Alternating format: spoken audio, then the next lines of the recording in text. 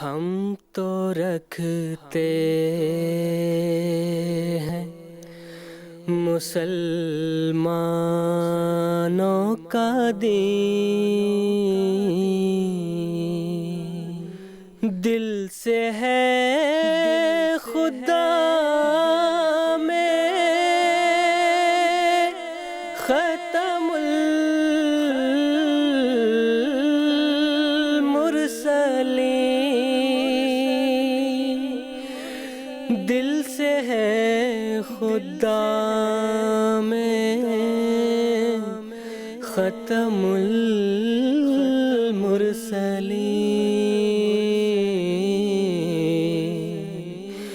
ختم المرسلین۔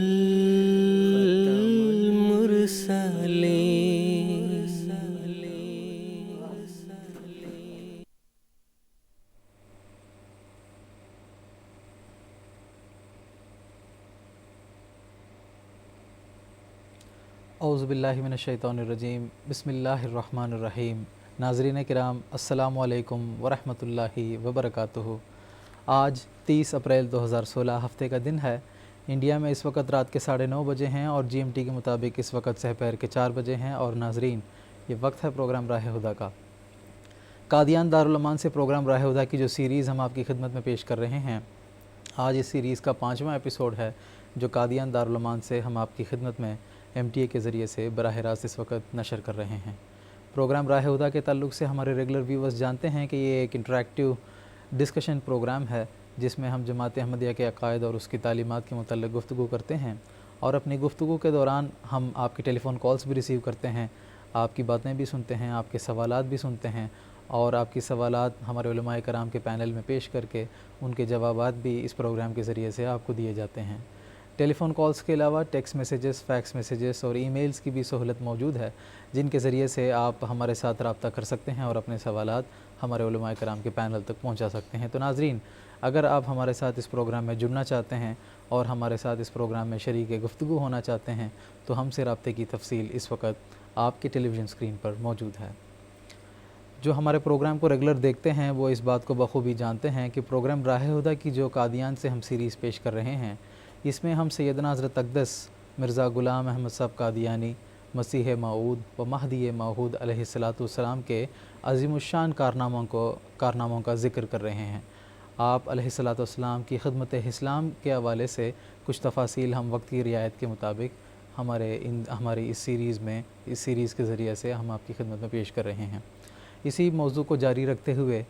آج کے ایپیسوڈ میں ہم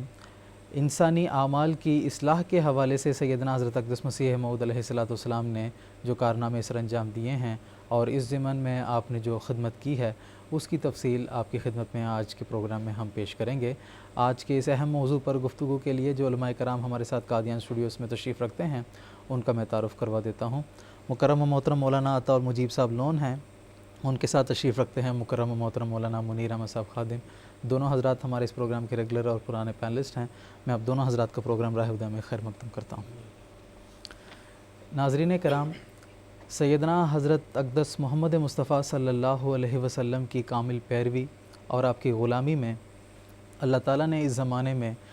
بانی سلسلہ عالیہ احمدیہ حضرت اقدس مرزا غلام احمد صاحب قادیانی علیہ السلام کو مسیح موعود و مہدی موعود کے طور پر مبعوث فرمایا ہے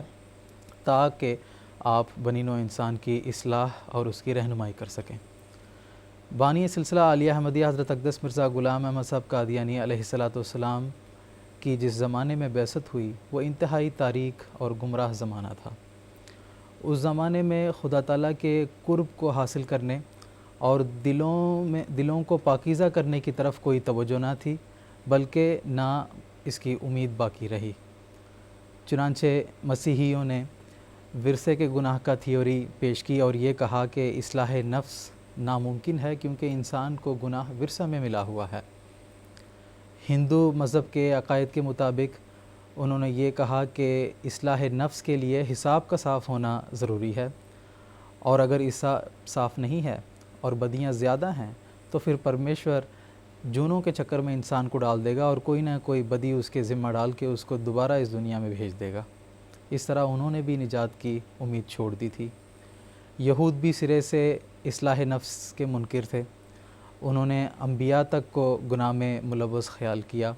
اور اپنے لیے انہوں نے یہ پسند کیا کہ چونکہ وہ حضرت ابراہیم علیہ السلام کی اولاد ہیں اور حضرت موسیٰ علیہ السلام کی امت ہیں، لہٰذا ان کو نجات یافتوں میں شمار کیا جائے گا، اس لیے مجاہدات اور اصلاح نفس کی طرف توجہ کرنے کی ضرورت نہیں ہے۔ چنانچہ مسلمان بھی اس زمانے میں یہودیوں سے قدر مشترک عقیدہ اپنے اندر رکھتے تھے، وہ بھی ملائکہ اور انبیاء تک کو گناہگار متصور کرتے تھے، اور ان کا یہ یقین تھا کہ صرف حضرت نبی اکرم صلی اللہ علیہ وسلم کی شفاعت کے نتیجے میں انسان نجات پا سکتا ہے، بلکہ اس غلط فہمی میں رفتہ رفتہ وہ اس حد تک بڑھ گئے کہ بعض پیروں اور فقیروں کی بھی شفاعت کی امید کرنے لگے۔ خلاصہ کلام یہ ہے کہ جس زمانے میں بانی سلسلہ عالیہ احمدیہ حضرت اقدس مرزا غلام احمد صاحب قادیانی علیہ السلام کی بعثت ہوئی، اس وقت نجات پانے کا یا اپنے اعمال کی اصلاح کرنے کی طرف لوگوں کی بالکل کسی قسم کی توجہ نہیں تھی، اور دلوں میں پاکیزگی پیدا کرنے کا تصور ہی دنیا سے مفقود ہو چکا تھا۔ ایسے زمانے میں حضرت مرزا غلام احمد صاحب قادیانی علیہ السلام کی بعثت ہوئی، آپ نے ان تمام خیالات کی غلطی کو ثابت کیا اور دنیا کو قرآن کریم کی تعلیمات کی روشنی میں وہ گر آپ نے سکھایا جن کے ذریعے سے انسان نجات یافتوں میں شمار ہو سکتا ہے۔ حضرت مسیح موعود علیہ السلام نے فرمایا کہ انسان فطرتاً نیک ہوتا ہے، گناہ ایک زنگ ہے جو انسان کی کوششیں اور اس کی مجاہدات کے ذریعے سے صاف ہو سکتا ہے۔ سیدنا حضرت اقدس مسیح موعود علیہ السلام نے دنیا کو خدا تعالیٰ کی کامل معرفت کے حصول کا سبق پڑھایا، جس کے نتیجے میں خدا تعالیٰ کے قرب کے حصول کی جو تڑپ ہے وہ لوگوں کے دلوں میں پیدا ہوئی، اور اللہ تعالیٰ کے فضل سے حضرت اقدس مسیح موعود علیہ السلام نے وہ عظیم الشان روحانی انقلاب برپا کیا ہے جس کے نتیجے میں آپ کے عقیدت مند اور آپ کے پیروکار خدا تعالیٰ کے قرب کے میدان میں آگے بڑھے، اور آج وہ ایک عالم کے لیے خدا نمائی کا وسیلہ بن چکے ہیں۔ تو ناظرین، جیسا کہ میں نے ابتدا میں بتایا کہ آج کے ایپیسوڈ میں، آج کے پروگرام میں اعمال انسانی کی اصلاح کے حوالے سے سیدنا حضرت اقدس مسیح موعود علیہ السلام نے جو عظیم الشان کارنامے سر انجام دیے ہیں اس کی تفصیل ہم آپ کی خدمت میں پیش کریں گے۔ ہمارے موضوع سے ریلیٹڈ اگر آپ کے ذہن میں سوالات ہیں تو ٹیلی فون لائنز کے ذریعے سے آپ ہمارے ساتھ جڑ سکتے ہیں اور اپنے سوالات ہمارے علماء کرام کے پینل میں پیش کر کے ان کے جوابات حاصل کر سکتے ہیں۔ ہم سے رابطے کی تفصیل ناظرین آپ اس وقت اپنے ٹیلی ویژن اسکرین میں مشاہدہ کر رہے ہیں۔ اس مختصر سی تمہید کے بعد میں اپنے پروگرام کی جو گفتگو کا آغاز محترم مولانا منیر احمد صاحب خادم سے کرنا چاہوں گا۔ آپ سے ہمارا یہ سوال ہے کہ سیدنا حضرت اقدس مسیح موعود علیہ السلام نے عبادات کی اصلاح کا جو خدمت ہے، جو کام ہے، وہ سر انجام دیا ہے، اور عبادت کے تعلق سے جو مختلف غلط فہمیاں لوگوں کے دلوں میں پیدا ہو گئی تھیں ان کی آپ علیہ السلام نے اصلاح فرمائی ہے۔ اس حوالے سے آپ کی خدمات کا ہم آپ سے کچھ تفصیل جاننا چاہیں گے۔ بسم اللہ الرحمن الرحیم۔ خدا تعالیٰ کے مامورین جب بھی اس دنیا میں آتے ہیں تو ان کا سب سے پہلا اور بنیادی کام یہ ہوتا ہے کہ وہ بھولی بھٹکی جو مخلوق ہے اس کو خدا کے آستانہ پر جھکائیں، اور حضرت مسیح موعود علیہ السلام نے فرمایا ہے کہ میں دو ہی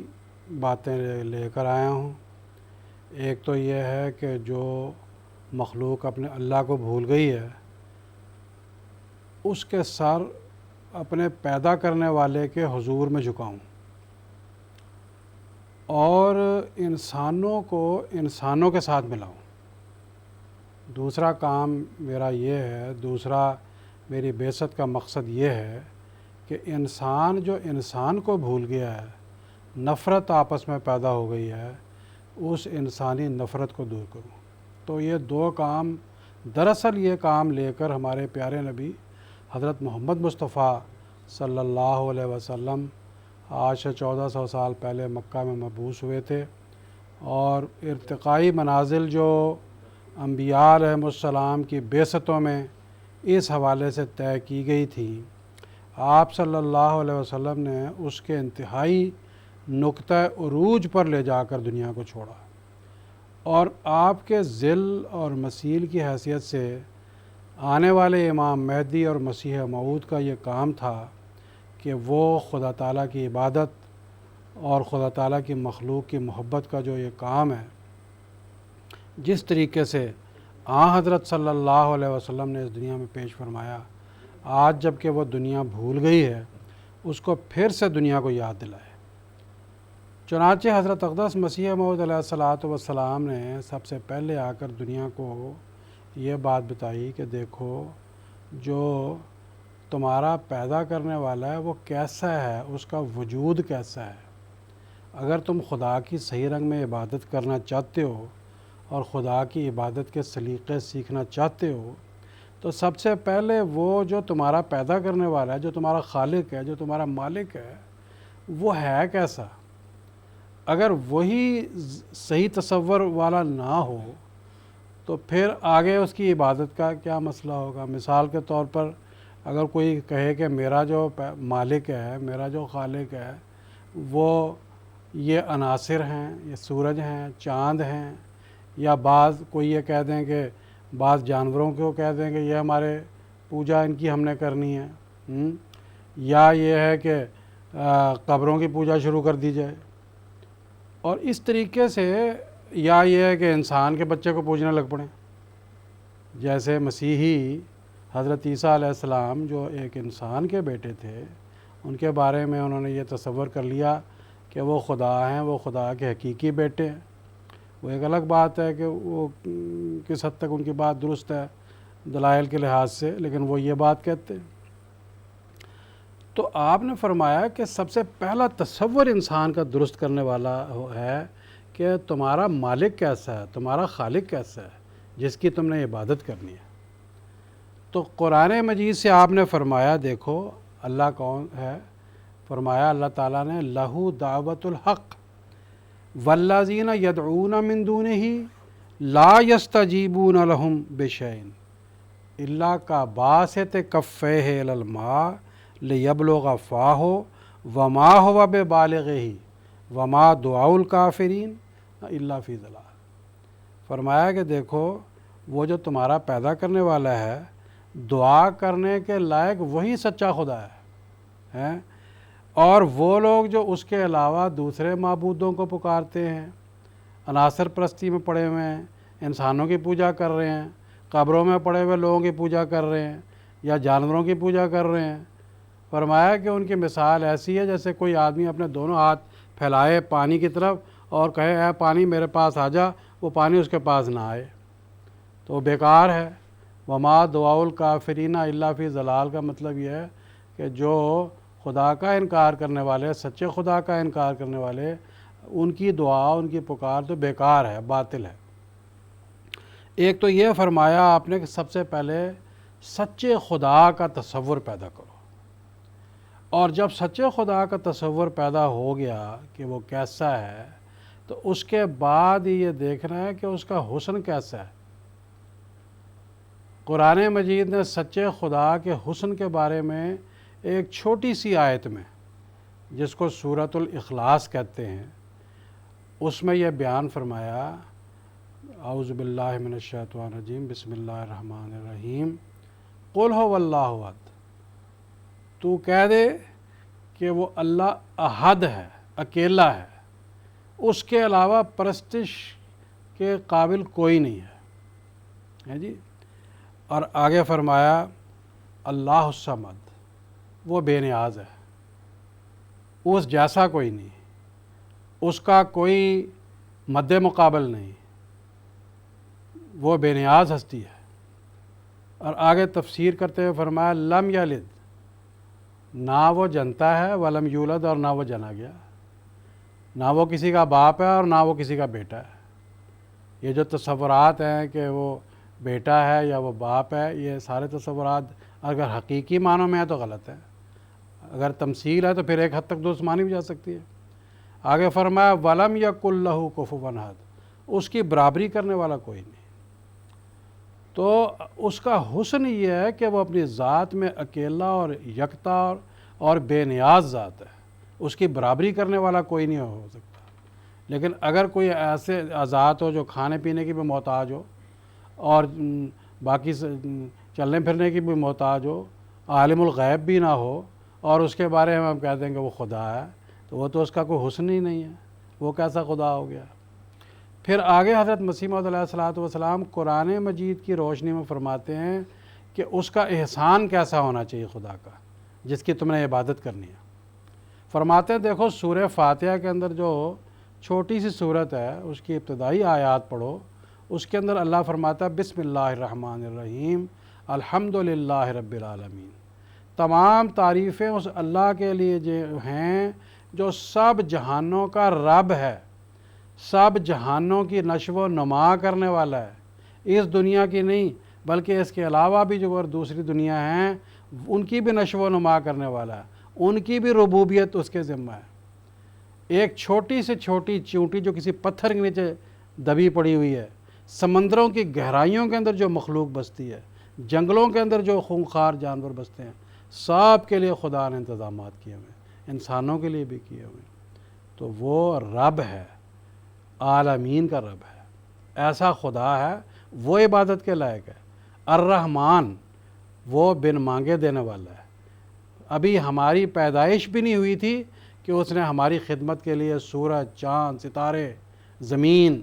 اور دنیا کی بہت سی چیزیں وہ ہمارے کام پر مفت لگا دی ہیں۔ الرحیم، وہ سچی محنت کو ضائع نہیں کرتا۔ آگے فرمایا مالک یوم الدین، وہ جزا سزا کے دن کا مالک ہے۔ قرآن مجید کی بڑی خوبی ہے کہ اس مقام پر جہاں جزا سزا کا ذکر آتا ہے وہاں پر اللہ کو مالک فرمایا گیا۔ عیسائی حضرات کہتے ہیں کہ اللہ عادل ہے، قرآن مجید نے اللہ کے عادل ہونے کا تصور نہیں کیا۔ عادل تو وہ ہوتا ہے جو ایک قانون کے پیروی کرنے یا اس کے نافذ کرنے پر مجبور ہوتا ہے کہ اگر نافذ نہیں کیا تو عدل کے تقاضوں سے ہٹ گیا۔ لیکن اللہ تو مالک ہے، اور پیدا کرنے والے کو مالک ہی ہونا چاہیے، اس لیے کہ وہ جانتا ہے، وہ عالم الغیب ہے کہ ایک آدمی نے اگر کوئی قصور کیا ہے تو وہ کن حالات میں تھا، اس کی دماغی کیفیت کیسے تھی۔ ہم ظاہری حالات کے مطابق کہہ سکتے ہیں کہ یہ آدمی بخشا نہیں جانا چاہیے، لیکن اللہ عالم الغیب ہے، وہ جانتا ہے کہ وہ کیسا ہے، اس کو کس طرح میں نے بخشنا ہے۔ عالم الغیب ہونے کے علاوہ وہ مالک ہے، وہ جو چاہے اپنے کر سکتا ہے، وہ اپنے کیے پر کوئی اس کو پوچھ نہیں سکتا کہ تم نے کیا کیا۔ تو اسی واسطے یہ جو آیات قرآن مجید کی بیان فرمائی ہیں کہ مالک یوم الدین، اور اس سے پہلے الرحمن الرحیم، پھر رب، فرمایا کہ یہ اس کا احسان ہے۔ جو مخلوق ہے خدا کی، اگر اس مخلوق پر یہ احسان ہو جس پیدا کرنے والے کے، جس اللہ کے، وہ ہے عبادت کے لائق۔ جو سچا خدا ہے، جو حسین ترین خدا ہے، جو محسن اعظم ہے، وہ ہے عبادت کے لائق۔ تو ایسے خدا کی عبادت کے لیے بلایا ہے حضرت محمد مصطفیٰ صلی اللہ علیہ وسلم نے۔ لیکن بدقسمتی یہ کہ دوسرے جو مذاہب کے ماننے والے وہ تو بھٹکے ہوئے ہی ہیں سچے خدا سے، لیکن آج کے اس زمانے میں مسلمان بھی بھٹک گئے۔ آپ دیکھ لیں جو مسلمانوں کے لیے اللہ تعالیٰ نے عبادت رکھی ہے، خاص طور پر عبادات تو ویسے بہت ہیں، جیسے نماز بھی عبادت ہے، روزہ بھی عبادت ہے، حج بھی عبادت ہے، زکوٰۃ بھی عبادت ہے۔ ان سب کے اندر اتنی اصلاحات حضرت مسیح موعود علیہ الصلوۃ والسلام نے فرمائی ہیں کہ جو آپ کے لیے خدا نے مقرر کر دیا تھا، جو آپ کی ڈیوٹی تھی، اللہ تعالیٰ کے فضل و کرم سے آپ نے اس ڈیوٹی کو بحسن طریق سے انجام دیا۔ نماز کے بارے میں آپ دیکھ لیں، میں کیونکہ وقت کم ہے صرف نماز کے بارے میں ہی ذکر کرنا چاہتا ہوں کہ نماز جو ایک عبادت ہے اس کی کیا آپ نے اصلاح فرمائی۔ نماز کیسی عبادت ہے؟ نماز ایک ایسی عبادت ہے کہ اس کے اندر نبی کریم صلی اللہ علیہ وسلم فرمایا کہ انسان کا جسم بھی خدا کے حضور گرتا ہے اور انسان کی روح بھی خدا کے حضور گرتی ہے۔ کیوں؟ اس لیے کہ جس طرح خدا نے جسم کو پیدا کیا ہے، اسی جسم کی پیدائش کے ساتھ ہی اس روح کی نشو و نما بھی ہوئی ہے، اور قرآن مجید یہ بات بیان فرماتا ہے جہاں قرآن مجید میں آتا ہے کہ پہلے تم نطفہ تھے، پھر علقہ ہوئے، پھر مضغہ ہوئے ہیں، پھر لحم ہوئے، پھر ہڈیاں بنی تمہاری، اور پھر ثم انشأناہ خلقا آخر، پھر ایک خلق آخر یعنی پھر روح ڈالی گئی۔ تو حضرت مسیح موعود علیہ الصلوۃ والسلام نے قرآن مجید کی روشنی میں یہ فلسفہ پیش فرمایا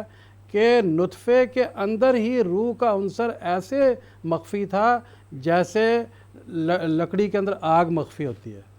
یا مقنا جو جلانے والا جو ہوتا ہے یہ کیا اس کو کہتے ہیں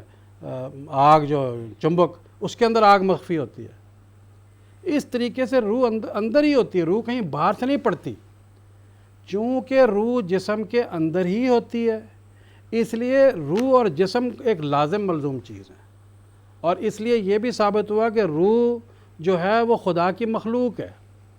اور چونکہ روح اور جسم ایک لازم ملزوم چیز ہیں، جسم سے ہی آگے اس کا تعلق ہے، تو اللہ تعالیٰ نے نماز کے لیے جیسے جسم کو جھکایا، ساتھ ہی روح بھی جھکی،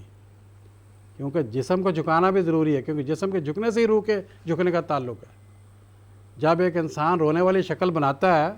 آنسو نکلتے ہیں، تو دل کے اندر ایک رقت کی کیفیت پیدا ہوتی ہے، اور یہی رقت کی کیفیت اگر خدا کے دربار میں ہو تو وہ روحانیت ہو گئی۔ تو یہ جو حضرت مسیح موعود علیہ الصلوۃ والسلام نے فرمایا ہے، اس سے یہ بات بھول گئے تھے مسلمان۔ بعض مسلمانوں نے یہ کہنا شروع کر دیا تھا کہ یہ جسم کی کیا ضرورت ہے نماز میں، اٹھنا بیٹھنا سجدے کرنا، بس بیٹھے بیٹھے خدا کو یاد کرو۔ صوفیاء، خاص طور پر صوفیوں کا فرقہ، حالانکہ نبی کریم صلی اللہ علیہ وسلم سے بڑھ کر تو صوفی لوگ نہیں نہ ہو سکتے، یا ان کی تعلیمات نہیں ہو سکتی، لیکن ان صوفیاء میں بعض نے یہاں تک کہہ دیا کہ اب بیٹھ کے ذکر الہی کر لو، اور ذکر بھی اپنے اپنے طور پر بنائے ہوئے ہیں۔ جو ذکر قرآن مجید میں اور جو ذکر نبی کریم صلی اللہ علیہ وسلم کی سنت سے ثابت ہے، اس سے بھی ہٹ گئے، ذکر بھی اپنے بنا لیے، نماز کی حرکات کو بھی چھوڑ دیا۔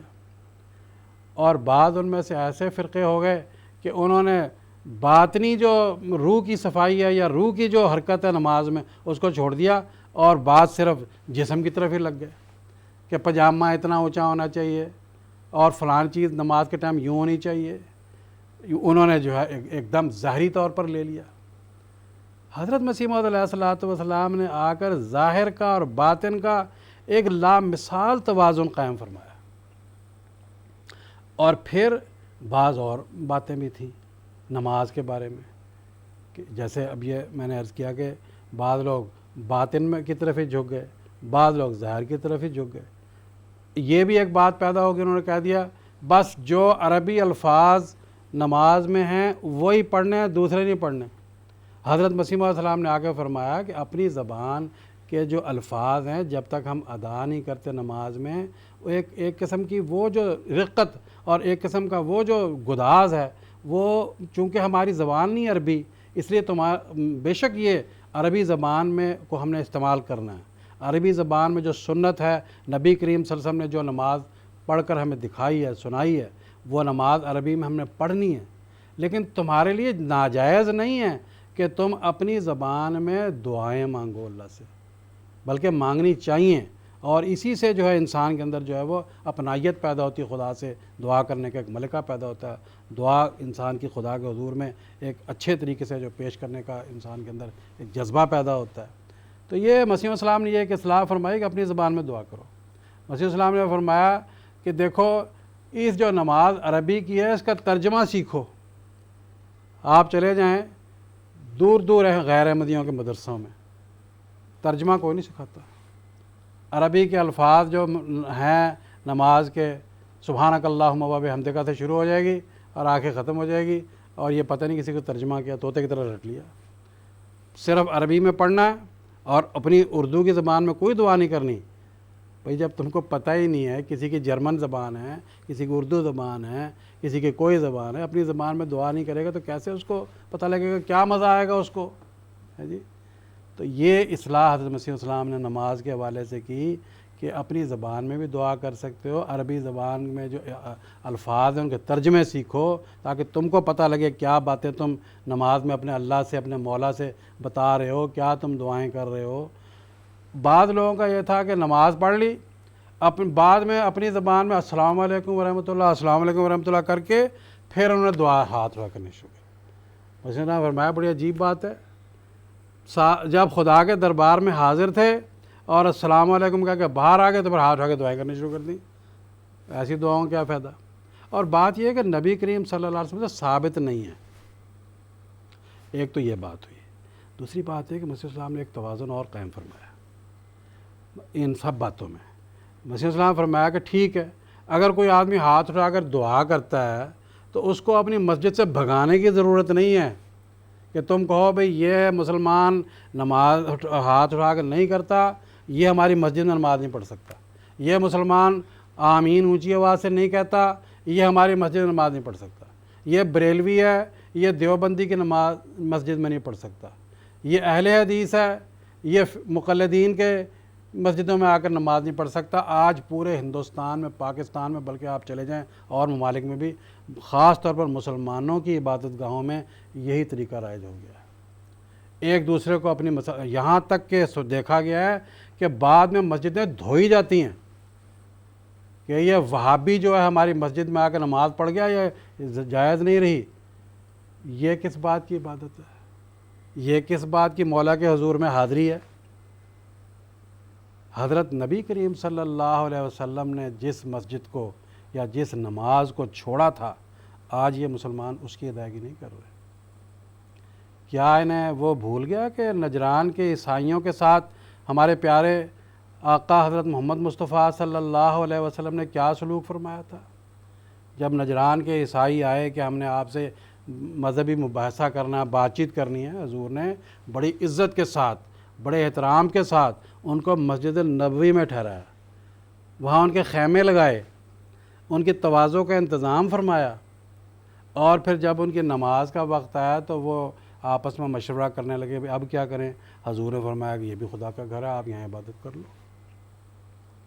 ہے جی، تو کیا یہ وہی مسلمان ہے جو نبی کریم صلی اللہ علیہ وسلم نے جس تعلیم کو چھوڑا تھا ان کے لیے؟ اگر نہیں تو پھر یہ کیسے کہتے ہیں کہ ہمیں امام مہدی کی اور مسیح موعود کی ضرورت نہیں؟ خدا کے لیے سوچنا چاہیے۔ اور یہ اصلاحات جو حضرت مسیح موعود علیہ الصلوۃ والسلام نے فرمائی ہیں، یہ کوئی اپنی طرف سے نہیں ہے، یہ ساری وہ اصلاحات ہیں جو قرآن مجید میں اور نبی کریم صلی اللہ علیہ وسلم کی سنت میں اور احادیث صحیحہ میں موجود ہیں پہلے سے، لیکن یہ لوگ سمجھتے نہیں، مانتے نہیں۔ میں آپ کو بتاتا ہوں کہ سب جانتے ہیں ان علماء میں سے کہ نماز جمع کرنا جائز ہے۔ نبی کریم صلی اللہ علیہ وسلم نے بارش کے موقع پر یا سفر کے موقع پر یا کسی دینی امور مہم کے ٹائم آپ نے نماز کو جمع کرنے کی اجازت دی، سب جانتے ہیں، حدیث میں لکھا ہے، لیکن آج یہ جمع نماز بھول گئے، اور جانتے ہوئے بھی کہ ایک فرقے والا دوسرے فرقے پر اعتراض نہ کرے اور ہمیں نہ کہے انہوں نے نماز جمع کر لی ہے۔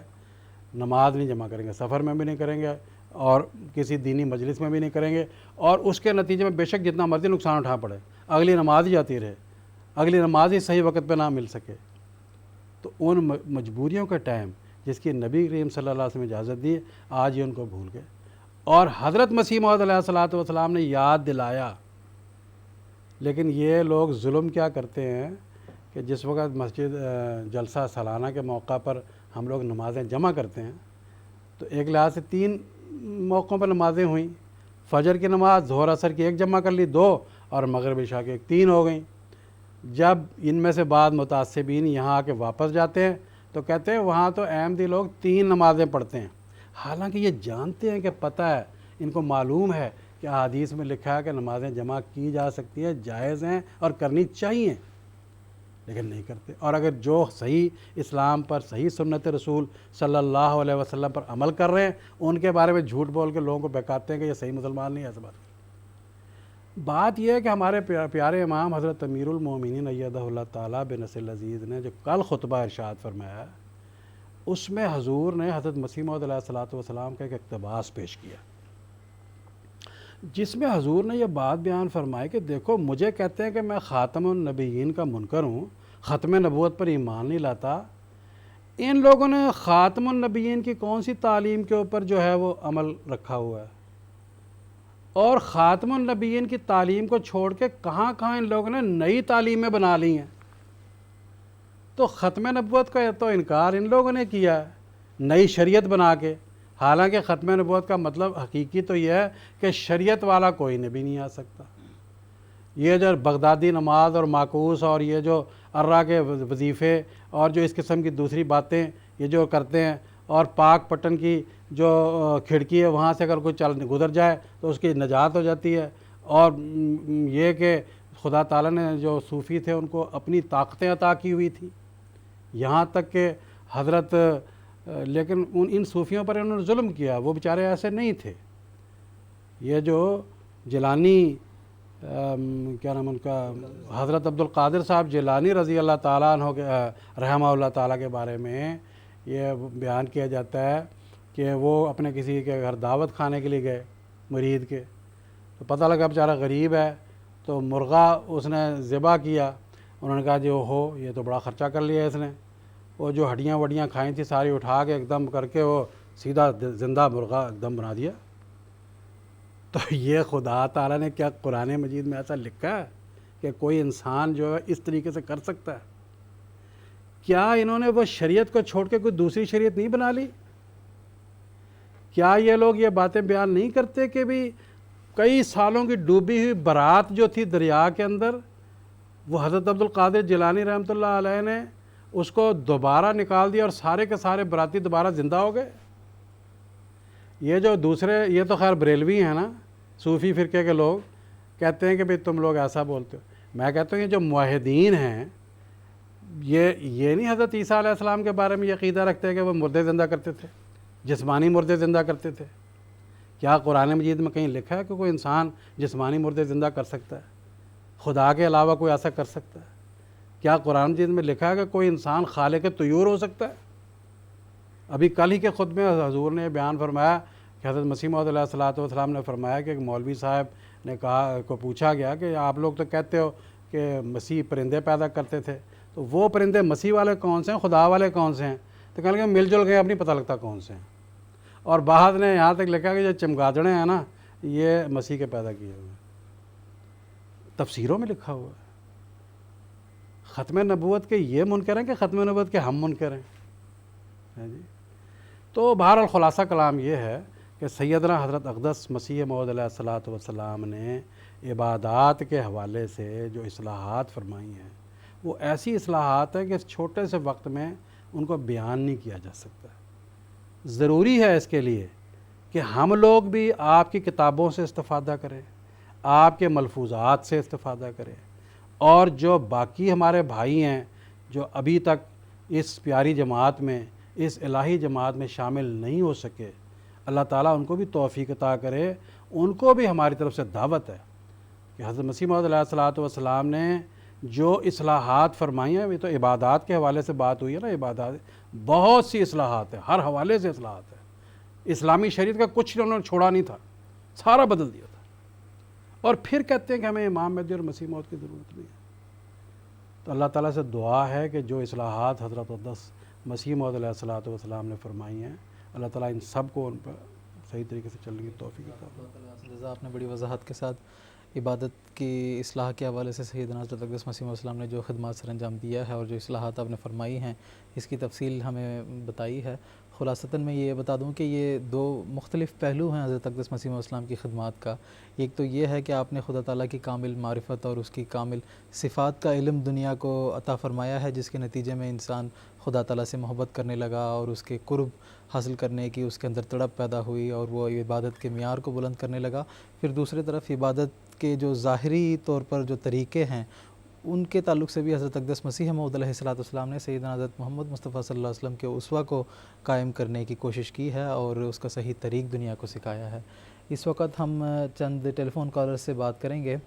سب سے پہلے ہم بات کرتے ہیں مکرم رفیع رضا قریشی صاحب سے، جو کہ پاکستان سے اس وقت ہمارے ساتھ ٹیلی فون لائن پر موجود ہیں۔ السلام علیکم ورحمۃ اللہ۔ رفیع رضا صاحب جی وعلیکم السلام ورحمۃ اللہ۔ میں آپ کے چینل سے اپنے عزیز خلیفۃ المسیح خان عزیز کی خدمت میں السلام علیکم ورحمۃ اللہ، اور دعا کی خاص درخواست کروں گا اسی طرح تمام دنیا میں دیکھنے والے میرے پیارے احمدی بھائی جہاں بھی رہیں اللہ کی امان میں رہیں۔ میرا سوال آسمانی فیصلہ کتاب بانی جماعت کی صفحہ 313 سے ہے۔ وہ کہ پیارے امام کل خطبہ بھی فرما چکے ہیں، بعض لوگوں سے بات ہوتی ہے، تحریر یہ ہے کہ اور خدا تعالیٰ جانتا ہے کہ میں مسلمان ہوں اور ان سب عقائد پر ایمان رکھتا ہوں جو اہل سنت والجماعت مانتے ہیں، اور کلمہ طیبہ لا الہ الا اللہ محمد رسول اللہ کا قائل ہوں، اور قبلے کی طرف نماز پڑھتا ہوں، اور میں نبوت کا مدعی نہیں بلکہ ایسے مدعی کو دائرہ اسلام سے خارج سمجھتا ہوں، اور یہ بھی لکھا ہے کہ میں ملائکہ کا منکر بھی نہیں۔ تو میرا سوال یہ ہے کہ نبوت کا دعویٰ تو بہرحال مسلم کی حدیث کے مطابق ہے، تو کس بارے میں آپ نے فرمایا کہ میں مدعی کا دعویٰ دار نہیں؟ اس کی وضاحت کرنے میں مہربانی ہوگی۔ جزاکم اللہ شکریہ۔ مولانا عطا المجیب لون صاحب سے درخواست ہے۔ جی بسم اللہ الرحمن الرحیم۔ بنیادی طور پر تو یہ بات یاد رکھنے کے لائق ہے اس تعلق سے، جیسا کہ رفیع رضا قریشی صاحب نے بھی اس بات کا ذکر فرمایا کہ قرآن مجید، احادیث اور بزرگان کی پیشگوئیوں کے مطابق آنے والے مسیح اور مہدی کو اللہ تعالیٰ نے نبوت کا مقام عطا کرنا تھا، امتی نبوت کے مقام پر فائز کرنا تھا، اور حضرت مسیح موعود علیہ الصلاۃ والسلام بحیثیت مسیح اور مہدی امتی نبوت کے مقام پر فائز تھے۔ جہاں تک رہا یہ سوال ان کا کہ اس آسمانی فیصلہ کا انہوں نے حوالہ دیا کہ حضرت مسیح موعود علیہ الصلاۃ والسلام نے نبوت سے انکار کیا ہے، اس تعلق سے حضرت مسلم موعود رضی اللہ تعالیٰ عنہ کی وضاحت موجود ہے۔ انہوں نے اس تعلق سے اپنی ایک کتاب کا نام اس وقت میرے ذہن میں نہیں ہے، مفصل اس بات کا ذکر کیا ہے۔ اصل میں اس قسم کے حوالے جو ہیں یہ غیر مبایعین عموماً پیش کرتے ہیں کہ حقیقت النبوہ، بالکل صحیح آپ نے یاد دلایا، حقیقت النبوہ میں حضرت مسلم موعود رضی اللہ تعالیٰ عنہ نے وضاحت سے اس بات کا ذکر کیا ہے، اور غیر مبایعین کے اسی قسم کے سوالات کا اس میں ذکر کیا ہے کہ حضرت مسیح موعود علیہ الصلاۃ والسلام نے جو جہاں بھی نبوت سے انکار کیا ہے وہاں صرف تشریعی نبوت یا مستقل نبوت سے انکار کیا ہے۔ دراصل بات یہ ہے کہ نبوت قرآن مجید سے ثابت ہے، نبوت 3 قسم کی ہے۔ ایک تشریعی نبوت ہے، ایسا نبی جو شریعت لے کے آتا ہے۔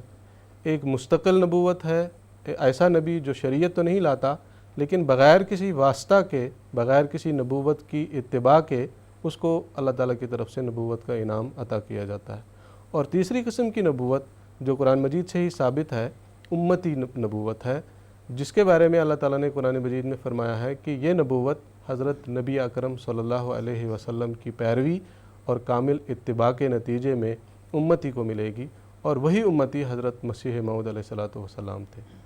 تو خلاصہ یہ ہے کہ حضرت مسیح موعود علیہ الصلاۃ والسلام نے جہاں بھی نبوت سے انکار کیا ہے وہاں ان 2 قسم کی نبوتوں سے انکار کیا ہے کہ میں نے کوئی شریعت نہیں لائی، بلکہ بعض جگہ حضور نے اس بات کی بھی وضاحت بیان فرمائی ہے کہ شریعت میں اوامر ہوتے ہیں، نواہی ہوتے ہیں، لیکن میں جس مقصد کے لیے آیا ہوں وہ یہ ہے کہ قرآن مجید کی شریعت کو نافذ کرنا اور اس کو قائم کرنا، یہ میرے مقاصد میں سے۔ میں کوئی نئے اوامر لے کے نہیں آیا ہوں، میں کوئی نئے نواہی لے کے نہیں آیا ہوں جس کی وجہ سے یہ کہا جائے کہ اس نے کوئی نئی نبوت اور نئی شریعت شروع کر رکھی ہے اور کوئی نیا مذہب شروع کر رکھا ہے۔ تو اس قسم کی نبوت سے جگہ جگہ حضرت مسیح موعود علیہ الصلاۃ والسلام نے جہاں بھی ذکر فرمایا اس قسم کی نبوت سے انکار فرمایا ہے۔ اور جہاں تک امتی نبوت کا سوال ہے، جیسا کہ میں نے عرض کیا اور سائل نے بھی اس بات کا ذکر کیا، تو مسیح علیہ السلام نے کئی مقامات پر اس کا ذکر واضح طور پر فرمایا ہے کہ حضرت نبی اکرم صلی اللہ علیہ وسلم کی اطاعت اور اتباع کے نتیجے میں مجھے اللہ تعالیٰ نے شرف مکالمہ اور مخاطبہ اور امتی نبوت کا مقام عطا فرمایا۔ حضرت مسیح علیہ السلام فرماتے ہیں کہ اگر میرے اعمال دنیا کے پہاڑوں کے برابر بھی ہوتے تب بھی مجھے یہ شرف مکالمہ اور مخاطبہ جو اللہ تعالیٰ نے عطا کیا وہ عطا نہ ہوتا اگر میں حضرت نبی اکرم صلی اللہ علیہ وسلم کا امتی اور مطیع نہ ہوتا۔ تو حضور اقدس حضرت نبی اکرم صلی اللہ علیہ وسلم کی اتباع کے نتیجے میں حضرت مسیح موعود علیہ الصلاۃ والسلام کو یہ نبوت عطا ہوئی، امتی نبوت۔ اس ضمن میں ایک اور بات کا اضافہ کر کے اپنی بات کو ختم کروں گا۔ ایک غلطی کا ازالہ جو حضرت مسیح موعود علیہ الصلاۃ والسلام نے کتاب تحریر فرمائی، وہ دراصل اسی ضمن میں حضور علیہ الصلاۃ والسلام نے تحریر فرمائی تھی کہ اسی قسم کی باتوں سے بعض لوگوں نے یہ سوچا تھا کہ حضرت مسیح موعود علیہ الصلاۃ والسلام نے کسی بھی قسم کی بھی نبوت کا، امتی نبوت کا یا حضرت صلی اللہ علیہ وسلم کی اطاعت میں عطا ہونے والی نبوت کا بھی دعویٰ نہیں کیا۔ جب اس قسم کا ایک بات حضور اقدس علیہ الصلوۃ والسلام تک پہنچی تو حضور علیہ الصلوۃ والسلام نے ایک غلطی کا ازالہ کتاب تحریر فرمائی اور اس میں واضح رنگ میں اس بات کا ذکر فرمایا کہ بعض لوگوں نے اس قسم کی بات بیان کی ہے بعض لوگوں کے سامنے کہ میں نے کسی قسم کی نبوت کا دعویٰ نہیں کیا، تو اس کی وضاحت پھر حضرت مسیح موعود علیہ الصلوۃ والسلام نے ایک غلطی کا ازالہ کے نام سے شائع فرمائی وہ کتاب ذکر کر کے کہ یہ غلطی ہے ان لوگوں کی جو یہ کہتے ہیں کہ میں نے کسی قسم کی بھی نبوت کا دعویٰ نہیں کیا، بلکہ اللہ تعالیٰ نے حضرت نبی اکرم صلی اللہ علیہ وسلم کی اتباع کے نتیجے میں، آپ صلی اللہ علیہ وسلم کی اطاعت کے نتیجے میں مجھے مقام نبوت عطا کیا ہے، اور یہ مقام جو نبوت کا ہے یہ ذلی نبوت کا مقام ہے، یہ امتی نبوت کا مقام ہے، تشریعی نبوت یا مستقل نبوت کا مقام نہیں ہے۔ تو خلاصتاً ایک بات پھر یہی عرض کروں گا کہ جہاں جہاں بھی حضرت مسیح موعود علیہ الصلوۃ والسلام نے نبوت سے انکار کیا ہے وہ دراصل تشریعی اور مستقل نبوت سے انکار کیا ہے، اور جہاں ذکر فرمایا اس بات کا کہ میں نبی ہوں تو وہاں ان معنوں میں ذکر فرمایا ہے کہ حضرت نبی اکرم صلی اللہ علیہ وسلم کی اتباع کے نتیجے میں مجھے اللہ تعالیٰ نے امتی نبوت کے مقام پر فائز فرمایا ہے۔ اللہ تعالیٰ جزا۔ مکرم محمد عبدالرشید صاحب ہیں برطانیہ سے، اس وقت ہمارے ساتھ ٹیلی فون لائن پر موجود ہیں، ان کو بھی موقع دیتے ہیں۔ السلام علیکم ورحمۃ اللہ محمد عبدالرشید صاحب۔ ہاں جی پیارے بھائی صاحب، پیارے بھائی طارق صاحب، السلام علیکم ورحمۃ اللہ وبرکاتہ۔ آج اس کا سوال انسانی اعمال کی اصلاح کے بارے میں ہے جی۔ قرآن مجید میں 2 آیات کا ذکر کرنا چاہتا ہوں۔ یہودی اور عیسائی اپنی موت سے پہلے مسیح ناصری کے صلیب پر مرنے کو مانتے رہیں گے۔ یہ سورۃ نساء کی آیت نمبر 160 ہے۔ یہودیوں کا حضرت عزیر کو ابن اللہ کہنا اور ان کو ابن اللہ قرار دینا، اس کی تردید سورۃ توبہ میں آیت نمبر 20 میں کی گئی ہے۔ برائے کرم ان دونوں پر وضاحت فرما دیں کہ ہمارے پیارے حضرت مسیح موعود علیہ السلام نے اس بارے میں کیا وضاحت فرمائی ہے۔ جزاکم اللہ واسن الجزا۔ اللہ محترم مولانا منیر خادم صاحب سے درخواست ہے۔ یہ جو آپ نے فرمایا ہے کہ یہودی اور مسیحی اپنی موت سے پہلے مسیح ناصری کو صلیب پر مرنے کو مانتے رہیں گے، سورۃ النساء کی آیت نمبر 160۔ تو دراصل حضرت عیسیٰ علیہ الصلوۃ والسلام کو جو صلیب دی گئی اس کے بارے میں یہودیوں اور مسلمانوں اور عیسائیوں کے الگ الگ 3 عقیدے ہیں۔ یہودی تو یہ کہتے ہیں کہ ہم نے ان کو مار دیا، صلیب پر موت دے دی، اور ہم نے ان کو چونکہ لکھا ہے بائبل میں کہ جو کاٹھ پر لٹکایا جائے اس کی جو موت ہے وہ لعنتی موت ہوتی ہے، تو اس طرح ہم نے ان کو صلیب پر لٹکا کے ان کو نعوذ باللہ لعنتی موت دے دی۔ عیسائیوں نے بھی ان کی یہ بات مان لی، انہوں نے بھی کہا کہ ہاں یسوع ہماری خاطر لعنتی ہوا، وہ صلیب پر اس کو جو ہے موت ہوگی اور وہ ہمارے گناہوں کا کفارہ ہو گیا۔ تو یہودی بھی رزلٹ دونوں الگ الگ نکالا۔ یہودی بھی کہتے ہیں کہ ہم نے اس کو صلیب پر مار دیا، اور عیسائی بھی کہتے ہیں وہ مر گئے۔ یہودی کہتے ہیں ہم نے مار کر ان کو لعنتی موت مارا اور ان کو جھوٹا نعوذ باللہ ثابت کر دیا، اور عیسائی کہتے ہیں ہوا لیکن ہماری خاطر ہوا اور ہمارے گناہوں کا کفارہ ہو گیا۔ مسلمانوں نے اس میں ایک تیسری اور لائن اختیار کی، اور خدا جانے وہ کہاں سے لی، حالانکہ اس وقت تو یہ 2 ہی قومیں وہاں موجود تھیں، یہودی اور عیسائی۔ تو انہوں نے یہ کہا کہ دراصل ایسا ہوا کہ یہ جو صلیب پر خدا نے صلیب سے ان کو بچا لیا، اور حضرت عیسیٰ علیہ الصلوۃ والسلام کو وہ چھت پھاڑ کے آسمان پر اٹھا لیا،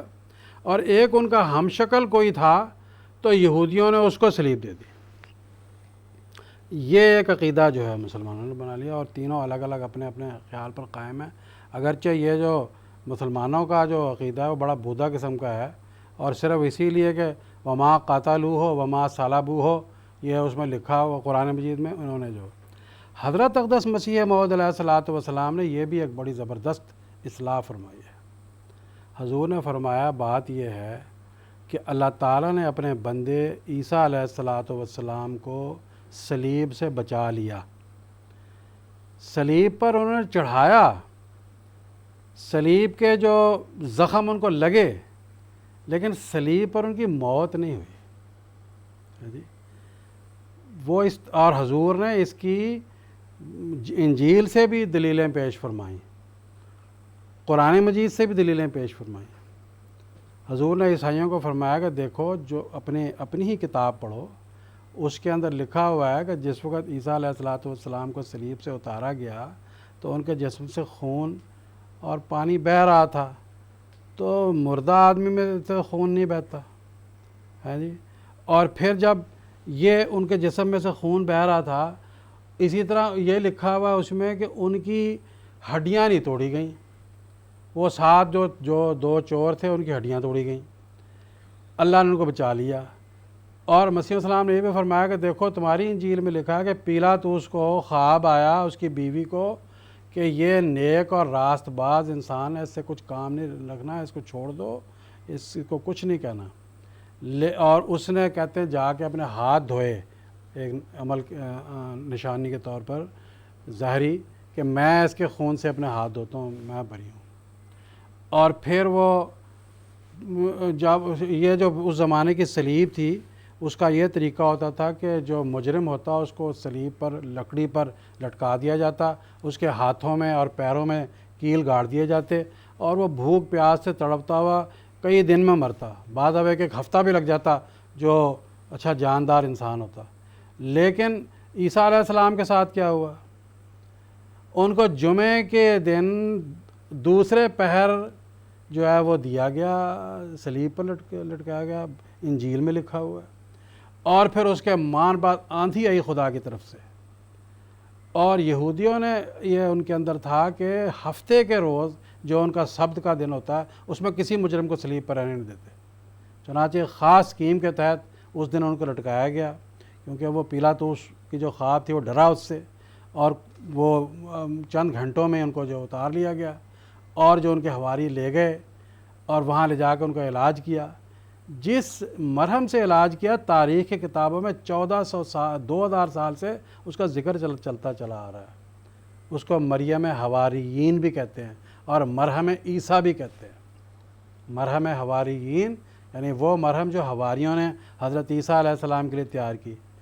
और वो मरहम जो हज़रत ईसा अलैहिस्सलाम के ज़ख्मों के लिए तैयार की, मरहम ईसा। बड़ी बड़ी पुरानी तिब की किताबों में मरहम ईसा नाम से आज तक वो मरहम मौजूद है। और फिर जो मसीह सलाम ने ये सारे दलाइल जो इंजील से दिए और तारीख़ की और किताबों से और बाइबल से साबित फरमाया कि देखो, हज़रत ईसा अलैहिस्सलाम अगर ऐसे सलीब पर फौत हो जाते तो अपने मिशन में नाकाम रहते।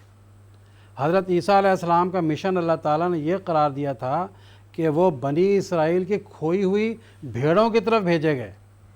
और हज़रत ईसा अलैहिस्सलाम ने इंजील में लिखा कि अपने हवारियों को जब भी आते इकट्ठा होते उनको यही नसीहत करते, देखो तुम लोगों ने बनी इसराइल की खोई हुई भेड़ों के पास जाना है, किसी को कहीं भेजा किसी को कहीं भेजा तलाश करने के लिए। और ख़ुद भी जब उनका मरहम ईसा से इलाज हो गया, इलाज होने के बाद फिर वहाँ से खामोशी से निकले, गलील एक मुकाम है वहाँ पर पहुँचे, उनके हवारियों से मिले, सारी बातें उनके साथ तय की, क्या सूरत हाल है, आगे की क्या पॉलिसी बनानी है, और ख़ामोशी से वहाँ से निकलते हुए हज़रत अक़दस मसीह मौऊद अलैहिस्सलाम की किताब है मसीह हिंदुस्तान में, इसका मुतालिया करना चाहिए। हजूर ने बहुत तारीख़ी हवालों से, इंजील के हवालों से, अहदनामा कदीम के हवालों से, तारीख़ के हवालों से, कुरान मजीद के हवालों से ये बात साबित फरमा दी कि वो ईसा अलैहिस्सलाम वहाँ गलील से होते हुए फिर इधर मशरिक़ की तरफ को आए हैं, अफ़ग़ानिस्तान वगैरह की तरफ होते हुए हिंदुस्तान में दाखिल हुए, फिर वहाँ से कश्मीर में आए और कश्मीर श्रीनगर महल्ला खान यार तक आकर पहुँचे और वहाँ 120 साल की उम्र तक ज़िंदा रहे और फिर उन्होंने तभी वफ़ात पाई। क्योंकि अल्लाह ऐसा नहीं है कि वो अपने नबियों को जो उनसे काम लेने हैं, जो काम उनके लिए उसने मुक़द्दर कर छोड़े हैं, वो किए बग़ैर उनको वफ़ात दे दे। अगर ऐसा हो, ये तो हज़रत ईसा अलैहिस्सलाम की कामयाबी नहीं है। इससे तो नौज़ बिल्लाह हज़रत ईसा अलैहिस्सलाम झूठे साबित होते हैं। कोई दुश्मन कह सकता है کہ ان کے ذمہ جو یہ کام تھے انہوں نے کون سے کام سر انجام دیے، یہ کیا کام کر کے دکھایا انہوں نے۔ تو یہ جو انہوں نے لکھا ہے کہ مسیحی بھی اور یہودی بھی حضرت عیسیٰ علیہ السلام کی صلیبی موت پر ایمان لاتے رہیں گے، بات تو ان کی درست ہے، قرآن مجید میں لکھا ہے کہ ایمان لائیں گے یہ لوگ، لیکن اللہ فرماتا ہے وما قاتلوہ وما صلبوہ، وہ نہ تو ان کو قتل کرنے پر قادر ہوئے، نہ پوری طرح صلیب دینے پر قادر ہوئے، بلکہ صلیب سے جو ہے وہ اللہ نے ان کو اتار لیا۔ آگے کیا فرمایا، بل وما قاتلوہ یقیناً، یقینی بات یہ ہے کہ وہ ان کو قتل نہیں کر سکے، بل رفعہ اللہ الیہ، بلکہ اللہ نے اس کا اپنی طرف رفع کر لیا۔ اب یہاں آ کے مسلمانوں کو پھر جو ہے وہ دھوکہ لگ گیا کہ دیکھو جی یہاں رفع کا لفظ آتا ہے، اس کا معنی یہ ہے کہ آسمان پر اس کو اٹھا لیا، اور کہاں لکھا ہے یہاں آسمان کا لفظ؟ اور یہ جو نماز میں جو دو سجدوں کے درمیان جو دعا ہے، نبی کریم صلی اللہ علیہ وسلم ساری عمر پڑھتے رہے، ورفعنی، اے اللہ میرا رفع کر، آپ کو تو نہیں آسمان پہ اٹھایا، اور حضرت عیسیٰ علیہ السلام کو آسمان پہ اٹھا لیا ہے جی۔ تو حدیث میں آتا ہے کہ جو آدمی جو سجدہ کیا 7ویں آسمان پہ اللہ تعالیٰ اس کو اٹھا لیتا ہے، کیا حدیث ہے، اذا تواضع العبد رفعہ اللہ الی السماء السابع، یہاں تو آسمان کا لفظ ہے کہ جب کوئی بندہ خدا کا تواضع کرتا ہے، انکساری اختیار کرتا ہے، تو اس کو اللہ تعالیٰ کیا جزا دیتا ہے، اس کو 7ویں آسمان پہ اٹھا لیتا ہے۔ یہاں تو آسمان کا لفظ بھی موجود ہے، اور اس حدیث کا جتنے علماء ہیں مسلمانوں میں سارے یہی ترجمہ کرتے ہیں، اس سے مراد یہ ہے کہ اس کا روحانی رفع ہوتا ہے۔ اور یہاں پر بھی حضرت عیسیٰ علیہ السلام میں جو یہ اس مقام پر جو یہ آیت آتی ہے کہ بر رفعہ اللہ الیہ، یہ بھی روحانی رفعی ہے۔ اور دراصل عیسائی یہودی یہ تو کہتے ہی نہیں تھے کیا ہمارے سامنے آسمان پہ جو ہے وہ ان کا رفع ہونا چاہیے، وہ تو بیچارے کہتے تھے کہ ان کا روحانی رفع نہیں ہوا۔ یہودی تو ان کے روحانی رفع کے منکر تھے، کیونکہ وہ کہتے تھے کہ جو کاٹھ پر لٹکایا گیا وہ لعنتی موت مرتا، اس کا رفع نہیں ہوتا، روحانی طور پر ان کا رفع نہیں ہوا۔ وہ تو روحانی رفع کے منکر تھے، وہ جسمانی رفع کے تو کا مطالبہ ہی نہیں کرتے تھے۔ انہوں نے رفع کے لفظ کو دیکھ کے اپنی طرف سے جو ہے وہ آسمان پہ بٹھا لیا۔ اور قرآن مجید میں ایک نہیں 30 آیتیں مسیح السلام نے بیان فرمائی ہیں، جس میں آپ نے فرمایا کہ عیسیٰ علیہ السلام کے آسمان پر جانے کی زندہ نفی ہے، بلکہ 30 آیتیں ایسی ہیں جو حضرت عیسیٰ علیہ السلام کی وفات کو ثابت کرتی ہیں۔ وہ ایک لمبا ایک سلسلہ ہے، ازالہ اوہام کتاب کو پڑھنا چاہیے۔ مسیح السلام بڑی تفصیل کے ساتھ، حضرت مسیح السلام کی اور بھی بہت سی کتابیں ہیں جن کے اندر بڑی تفصیل کے ساتھ جو یہ ساری باتوں کا ذکر کیا گیا ہے۔ تو یہ وہ اب ہم پروگرام کو آگے چلاتے ہیں، اور محترم مولانا عطا المجیب لون صاحب سے میرا یہ سوال ہے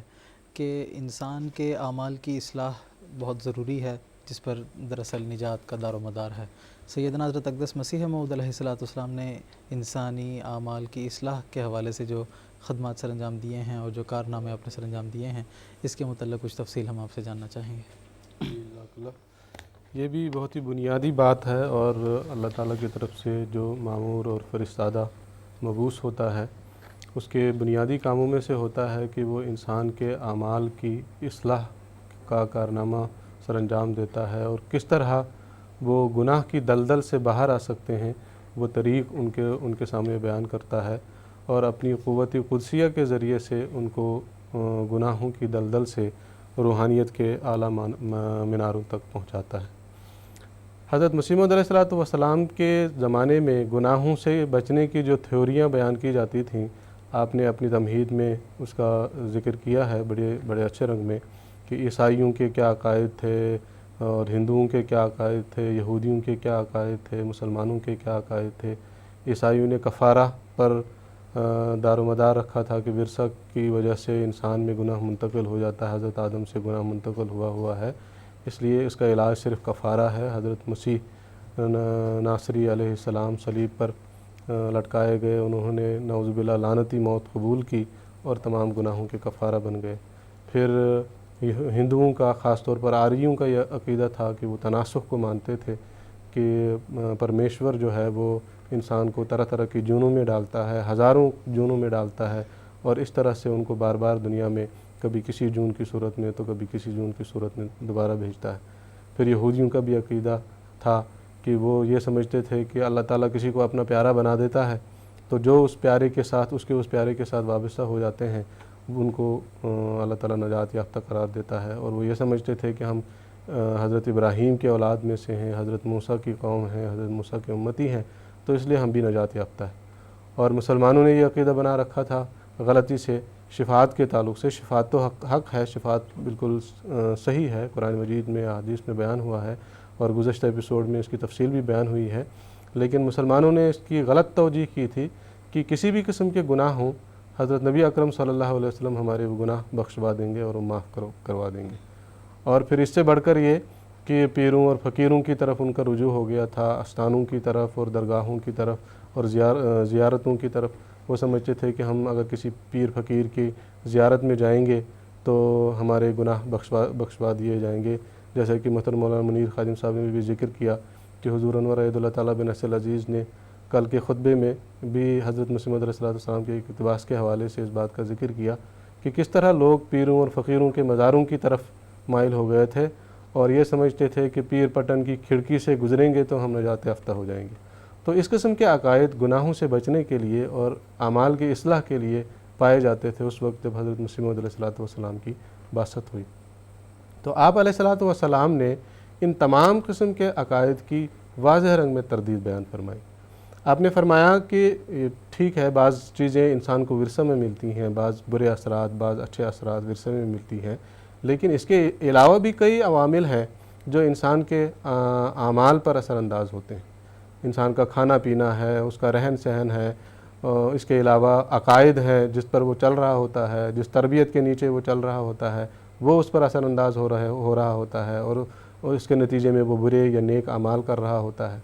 फिर वो माहौल जिसमें वो कोई अमल करता है वो माहौल उसके ऊपर असरानंदाज हो रहा होता है उसके अमाल पर। तो ये सारी चीज़ें हैं जिनकी वजह से एक इंसान के आमाल पर ये सारी चीज़ें असरानंदाज होती हैं। तो मुस्लिम इस्लाम ने फरमाया जब इतनी सारी चीज़ें हैं तो सिर्फ ये कहना कि विरसे की वजह से हम गुनाहगार हैं इसलिए कफ़ारा पर ही हम बिना रखना कि कफ़ारा के नतीजे में ही हमारे गुनाह धोए जाएंगे और हम साफ़ हो जाएंगे और हम पाक हो जाएंगे, तो ये बात किसी भी सूरत में काबिल कबूल नहीं हो सकती। हुज़ूर अलैहिस्सलातु वस्सलाम ने फरमाया कि कफ़ारा या तनासुख जो है ये बिल्कुल बोदे किस्म के ऐसे अकायद हैं जो इन्होंने अपनी तरफ से गढ़ लिए हैं। हकीकी गुनाहों से नजात के ज़राए ये नहीं हैं बल्कि वो कोई और है। फिर हुज़ूर अलैहिस्सलातु वस्सलाम ने इस ज़मन में ये भी बयान फरमाया कि गुनाह की तारीफ़ बयान करते हुए कि हर किस्म का फ़ेल बुरा फ़ेल गुनाह नहीं होता है। बाज़ अफ़ाल ऐसे होते हैं जो इंसान को मजबूरन करने पड़ते हैं, जबरन उससे करवाए जाते हैं, मजबूर होता है उनके लिए। मिसाल के तौर पर कोई किसी बच्चे का हाथ पकड़ के उसकी माँ को उसके हाथ से कोई थप्पड़ मारे तो माँ कभी उस बच्चे को नहीं मारेगी ये कह कर कि तुमने कोई शरारत की है, तुमने कोई गलत काम किया, क्योंकि उसका तो हाथ पकड़ के उसके माँ को थप्पड़ मारा गया था। तो इसी तरह बाज़ आमाल ऐसे होते हैं जिनको करने के लिए इंसान मजबूर होता है। तो हज़रत मसीह इस्लाम ने फरमाया ऐसी चीज़ें गुनाह में शामिल नहीं। गुनाह वो है जो इंसान दीदा और दानिस्ता करता है, ऐसी चीज़ जिसमें उसको इख्तियार हासिल हो कि वो उसको कर भी सके और नहीं भी कर सके। अगर ऐसी सूरत में वो गुनाह करता है और दीदा दानिस्ता वो करता है तो फिर वो गुनाह है। लेकिन कोई ऐसी चीज़, कोई ऐसा फ़ेल जिसके लिए वो मजबूर किया जाता है, जिसके लिए बैरूनी असरात असरानंदाज होकर उसको मजबूर करते हैं, तो ऐसा फ़ेल गुनाह में शामिल नहीं होता है। हज़रत मुस्लिम सल्लल्लाहु अलैहि वसल्लम ने फरमाया अगर कोई ऐसा गुनाह नहीं है जो मजबूर होकर करवाया जाता है तो फिर वो उन गुनाहों से बच सकता है, उस अमल से, उस बुरे अमल से बच सकता है। और अगर बच सकता है वो तो फिर इन ज़राए की ज़रूरत नहीं है कि कफ़ारा पर हम ईमान लाएँ या तनासुख पर हम ईमान लाएँ या किसी और चीज़ पर हम ईमान लाएँ। फिर उन ज़राए को इस्तेमाल करने की ज़रूरत है जो अल्लाह ताला ने बयान फरमाए हैं, कुरान मजीद में बयान हुए हैं, हज़रत नबी अकरम सल्लल्लाहु अलैहि वसल्लम ने बयान फरमाए। चनांचे इस ज़मन में हज़रत मसीह मौऊद अलैहिस्सलातु वस्सलाम ने गुनाहों के जो तरीक़ बयान फरमाए हैं, इस ज़मन में सबसे पहली बुनियादी बात हुज़ूर अलैहिस्सलातु वस्सलाम ने ये बयान फरमाई कि इंसान जो है वो गुनाह की मज़रत पर, गुनाह के ज़रर से वाकिफ़ नहीं, اس کو اس بات کا یقین نہیں ہے کہ گناہ اس کو جلا دے گی، گناہ کا زہر جو ہے اس کو ہلاک کر دے گا، جیسے کہ وہ دنیا کی موذی چیزوں کے بارے میں علم رکھتا ہے اور اس کو یقین کامل ہوتا ہے۔ بعض مثالیں حضرت مسیح موعود علیہ السلام نے اس ضمن میں بیان فرمائی کہ جیسے کسی سانپ کے بل میں کوئی شخص ہاتھ نہیں ڈالتا، کیونکہ اس کو پتہ ہوتا ہے کہ اگر میں اس سانپ کے بل میں ہاتھ ڈالوں گا تو اس کے اندر زہریلا سانپ ہے جو میرے ہاتھ کو کاٹ سکتا ہے اور اس کا کاٹنا میرے لیے جان لیوا ثابت ہو سکتا ہے۔ پھر حضرت مسیح علیہ السلام نے یہ مثال بیان فرمائی کہ کوئی شخص کسی ایسے جنگل میں نہیں جاتا جہاں خونخوار درندہ، خونخوار شیر رہتا ہو، کیونکہ اس کو پتہ ہے کہ اگر میں اس جنگل میں جاؤں گا تو وہ شیر مجھ پر حملہ کرے گا اور مجھ کو ہلاک کر دے گا۔ پھر بعض لوگ کسی چھت کے نیچے بیٹھے ہوئے ہوں، زلزلہ آ جائے تو وہ سارے کے سارے لوگ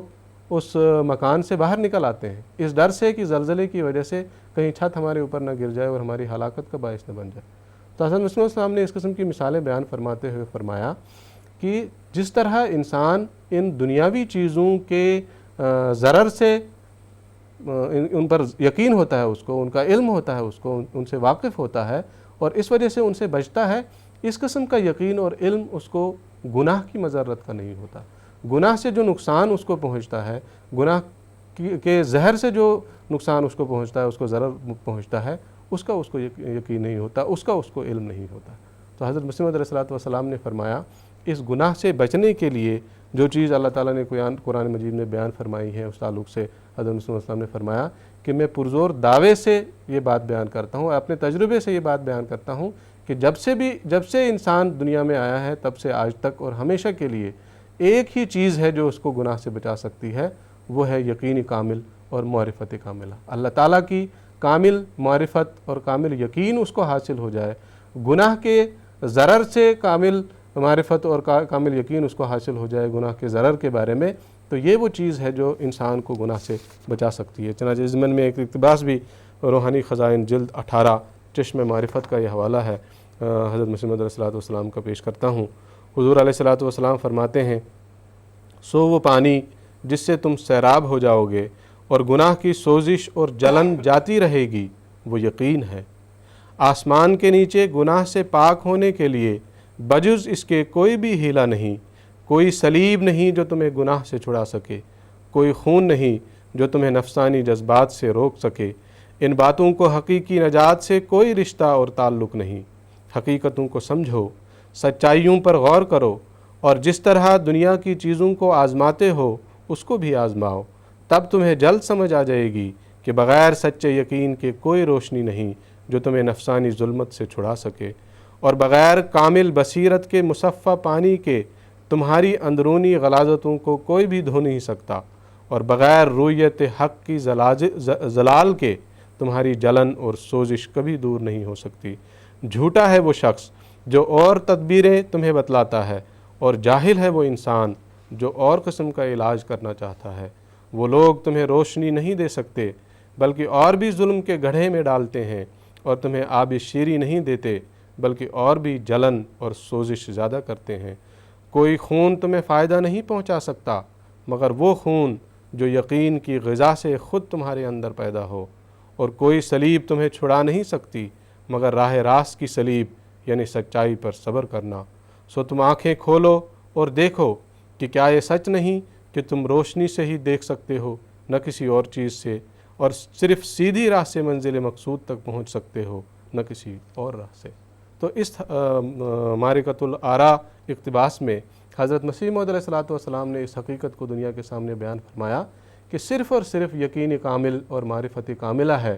جو انسان کو گناہ کی دلدل سے باہر نکال سکتا ہے اور گناہ کی سوزش سے اس کو بچا سکتا ہے۔ پھر اس ضمن میں حضرت مسیح موعود علیہ السلام نے ایک سوال یہ بھی اٹھایا کہ یہ یقین کاملہ اور یہ معرفت کاملہ، ایسا یقین کامل اور ایسا عرفان کامل جو گناہ سے انسان کو باز رکھے، کیسے حاصل ہو؟ ایسا یقین، ایسا ڈرے وہ گناہ سے کہ جیسے سانپ سے ڈرتا ہے، ایسا یقین اس کو کیسے حاصل ہو سکتا ہے؟ تو اس کا جواب حضرت مسیح موعود علیہ السلام نے یہ بیان فرمایا کہ اس کا جواب یہ ہے کہ قرآن مجید اور حضرت نبی اکرم صلی اللہ علیہ وسلم کی اطاعت اور فرمانبرداری یہ وہ چیز ہے جو اس یقین اور اس معرفت تک انسان کو پہنچا سکتا ہے، جو خدا تعالیٰ کے کامل عرفان تک انسان کو پہنچا سکتا ہے، اور اس کو ان گناہوں سے اور اس گناہ کے زہر سے بچا سکتا ہے۔ چنانچہ اس ضمن میں حضرت مسیح موعود علیہ السلام فرماتے ہیں، اسی چشم معرفت کا یہ بھی حوالہ ہے کہ قرآن شریف اور آن حضرت صلی اللہ علیہ وسلم کی سچی پیروی میں جو اخلاص اور صدق قدم سے ہو یہ خاصیت ہے کہ آہستہ آہستہ خدائے واحد لا شریک کی محبت دل میں بیٹھتی جاتی ہے، اور کلام الہی کی روحانی طاقت انسانی روح کو ایک نور بخشتی ہے جس سے اس کی آنکھ کھلتی ہے، اور انجام کار عالم ثانی کے عجائبات اس کو دکھائے دیتے ہیں۔ پس اس دن سے اس کو علم الیقین کے طور پر پتہ لگتا ہے کہ خدا ہے، اور پھر وہ یقین ترقی کرتا جاتا ہے یہاں تک کہ علم الیقین سے عین الیقین تک پہنچتا ہے، اور پھر عین الیقین سے حق الیقین تک پہنچتا ہے۔ تو جب یہ حق الیقین قرآن مجید اور آن حضرت صلی اللہ علیہ وسلم کی اتباع کے نتیجے میں ایک انسان کو حاصل ہوتا ہے تو یہ وہ حق الیقین ہے جو اس کو گناہ سے پھر باز رکھتا ہے، گناہ سے پھر بچاتا ہے۔ حضرت مسیح موعود علیہ السلام نے آن حضرت صلی اللہ علیہ وسلم کے زمانے کی مثال بیان فرمائی کہ اس زمانے میں کیا حالات تھے جب حضرت نبی اکرم صلی اللہ علیہ وسلم مبعوث ہوئے۔ قرآن مجید میں آیا کہ ظہر الفساد فی البر والبحر، بر و بحر میں فساد ہی فساد اور گمراہی ہی گمراہی تھی۔ اور ایک اور جگہ قرآن مجید میں آیا کہ اولئک کالانعام بل ہم اضل، کہ وہ جانوروں کی طرح تھے، وحشیوں کی طرح تھے، بلکہ اس سے بھی زیادہ گمراہ تھے۔ لیکن حضرت مسیح موعود علیہ السلام نے فرمایا حضرت نبی اکرم صلی اللہ علیہ وسلم کی اتباع کے نتیجے میں، قرآن مجید کی اتباع اور پیروی کے نتیجے میں، قرآن مجید کے اوامر اور نواہی پر عمل کے نتیجے میں وہ اس مقام پر پہنچے کہ وحشیوں سے وہ انسان بن گئے، انسانوں سے پھر باخدا انسان بن گئے، اور باخدا انسان سے پھر خدا نما انسان بن گئے۔ پھر ایک موقع پر حضرت مسیح علیہ السلام نے یوں بھی بیان فرمایا کہ پشتوں کے بگڑے ہوئے الہی رنگ پکڑ گئے، ہر قسم کے گناہوں کی دلدل میں وہ گرفتار تھے، کوئی گناہ نہیں تھا جو عرب کے ان باشندوں میں موجود نہیں تھا جن کے اندر حضرت نبی اکرم صلی اللہ علیہ وسلم کی بعثت ہوئی۔ لیکن حضرت نبی اکرم صلی اللہ علیہ وسلم کی بعثت کے نتیجے میں اور قرآن مجید کے نزول کے نتیجے میں وہ یقین کامل اور معرفت کاملہ ان کو حاصل ہو گئی، جس کے نتیجے میں پھر وہ ان گناہوں سے باز آ گئے اور ان کے اعمال کی اصلاح ہو گئی، اور ایسی اصلاح ہو گئی کہ اللہ تعالیٰ نے قرآن مجید میں ان کے بارے میں فرمایا کہ رضی اللہ عنہم ورضوا عنہ، کہ اللہ تعالیٰ ان سے راضی ہو گیا اور وہ اللہ تعالیٰ سے راضی ہو گئے۔ تو اس طرح قرآن مجید پر عمل کرنے کے نتیجے میں اور حضرت نبی اکرم صلی اللہ علیہ وسلم کی اتباع کے نتیجے میں وہ اس یقین کے حق الیقین کے مقام پر پہنچے اور اس گناہوں کی دلدل سے محفوظ ہو گئے اور ان کے اعمال کی اصلاح ہو گئی، اور وہ دنیا میں ہی اللہ تعالیٰ نے ان کو اپنی رضا کا سرٹیفکیٹ بھی عطا فرمایا۔ پھر حضرت مسیح موعود علیہ السلام نے امام وقت کی ضرورت ان معنوں میں کہ انسان کے اعمال کی اصلاح ہو، انسان گناہوں کی دلدل سے محفوظ رہے، یوں بھی بیان فرمائے ایک مثال سے کہ انسان کی جو ظاہری آنکھ ہے وہ دیکھنے کی قوت رکھتی ہے، لیکن آفتاب کے ہونے کے بغیر، سورج کی روشنی کے بغیر وہ نہیں دیکھ سکتا۔ چنانچہ اس زمانے میں حضرت مسیح موعود علیہ السلام امام الوقت کی ضرورت کو بتاتے ہوئے فرماتے ہیں کہ یہ یقین کی روشنی صرف آسمان سے اس آفتاب کے ذریعے سے آتی ہے جو امام الوقت ہوتا ہے۔ حضرت مسیح موعود علیہ السلام نے روحانی آفتاب امام الوقت کو قرار دیا، اور یہی حقیقت ہے۔ حضرت نبی اکرم صلی اللہ علیہ وسلم بھی وہ روحانی آفتاب تھے جنہوں نے عربوں کی اصلاح کی اور ان کے اعمال کی اصلاح ہوئی اور وہ گناہوں کی دلدل سے محفوظ ہو گئے۔ تو اسی بات کی طرف اشارہ کرتے ہوئے حضرت مسیح موعود علیہ السلام فرماتے ہیں کہ یہ یقین کی روشنی صرف آسمان سے اس آفتاب کے ذریعے سے آتی ہے جو امام الوقت ہوتا ہے، اس لیے اس امام کا شناخت نہ کرنا جاہلیت کی موت مرنا ہے۔ کیا ممکن ہے کہ آفتاب کے بغیر آنکھیں دیکھ سکیں؟ گو کہ آنکھوں میں بھی ایک نور ہے مگر آفتاب کا محتاج۔ تو اس میں حضرت مسیح موعود علیہ السلام نے فرمایا کہ امام الوقت کی پیروی اور اطاعت ایک انسان کو ان گناہوں سے بچا سکتی ہے۔ کیونکہ امام الوقت کی اطاعت کے نتیجے میں ہی اس یقین کو حاصل کرتا ہے، وہ اس معرفت کو وہ حاصل کرتا ہے جو گناہوں سے باز رکھنے کے لیے ضروری ہے۔ حضرت مسیح موعود علیہ السلام نے اس موجودہ زمانے کے تعلق سے فرمایا کہ اس موجودہ زمانے کا حسن حسین میں ہوں۔ حضور فرماتے ہیں میرے ہاتھ میں ایک چراغ ہے، جو شخص میرے پاس آتا ہے ضرور وہ اس روشنی سے حصہ لے گا، مگر جو شخص وہم اور بدگمانی کی وجہ سے دور بھاگتا ہے وہ ظلمت میں ڈال دیا جائے گا۔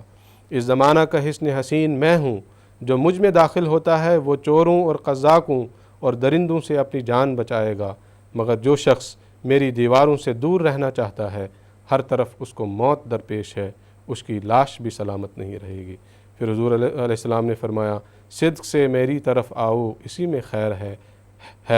ہیں درندے ہر طرف میں عافیت کا ہوں حصار۔ تو اس زمانے کے امام الوقت چونکہ حضرت مسیح موعود علیہ السلام تھے، تو آپ علیہ السلام نے فرمایا کہ اس زمانے میں گناہوں سے بچنا ہے، اپنے اعمال کی اصلاح کرنی ہے اور اس یقین اور معرفت کو حاصل کرنا ہے جو خدا تعالیٰ تک پہنچانے والا یقین اور معرفت ہوتے ہیں، تو پھر امام الوقت پر ایمان لانا ضروری ہے۔ میرے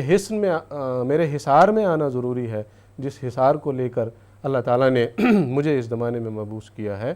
تو خلاصہ یہ حضرت مسیح موعود علیہ السلام نے گناہوں سے بچنے کا جو طریق بیان فرمایا وہ یہ بیان فرمایا کہ تناسخ گناہ سے نہیں بچا سکتا، کفارہ گناہ سے نہیں بچا سکتا، یا اسی قسم کا کوئی اور عقیدہ گناہ سے نہیں بچا سکتا اور ہمارے اعمال کی اصلاح نہیں کرا سکتا، بلکہ اس کے لیے یہ ضروری ہے کہ ہمیں یہ یقین حاصل ہو، ہمیں یہ ایمان حاصل ہو کہ گناہ کتنا ضرر رساں ہے ہمارے لیے، اور اگر ہم اس یقین کو پا سکتے ہیں تو وہ صرف اور صرف اللہ تعالیٰ کی کتاب کے ذریعے، قرآن مجید کے ذریعے، اللہ تعالیٰ کے نبی کے ذریعے، حضرت نبی اکرم صلی اللہ علیہ وسلم کے ذریعے، اور اس کے بعد جو امام وقت حضرت مسیح موعود علیہ السلام اللہ تعالیٰ نے دنیا میں مبعوث کیے حضرت نبی اکرم صلی اللہ علیہ وسلم اور قرآن مجید کی پیشگوئی کے مطابق، اس کی اطاعت اور اس کی فرما برداری، یہ وہ چیز ہے جو گناہوں کی دلدل سے اس کو بچا کر یقین اور معرفت کاملہ اس کو عطا کر سکتی ہے، اس کے اعمال کی اصلاح ہو سکتی ہے اس کے نتیجے میں، اور پھر وہ روحانی اعلیٰ مقام اور مرتبہ اس کو حاصل ہو سکتا ہے، جس کے نتیجے میں پھر اس کو نجات عطا ہوتی ہے اور اللہ تعالیٰ کی خوشنودی اور اللہ تعالیٰ کی رضا جس کے نتیجے میں اس کو حاصل ہوتی ہے۔ جزاکم اللہ تعالیٰ حسن جزا۔ کچھ ٹیلی فون کالرز کو اس وقت ہم موقع دیں گے اور ان کے سوالات سنیں گے اور ان کو جوابات دینے کی بھی کوشش کریں گے۔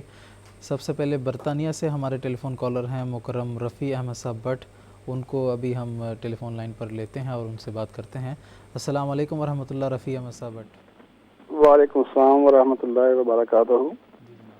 میرا مختصر سوال ہے کہ کیا ہر نبی کی وفات پر خلافت کے قیام کا ہونا ضروری ہے؟ اگر ضروری ہے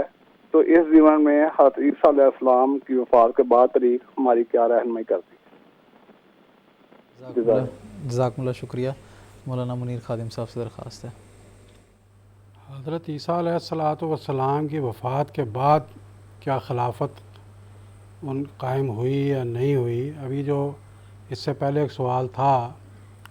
اس میں خاکسار نے یہی بات بتائی تھی کہ حضرت مسیح موعود علیہ السلام نے حضرت عیسیٰ علیہ السلام کی ایک ایسی زندگی سے پردہ اٹھایا ہے جو آج تک بہت سے عیسائی اور یہودی ابھی اس کو نہیں مانتے، لیکن وقت آئے گا انشاءاللہ کہ وہ اس کو مانیں گے۔ اور یہ جو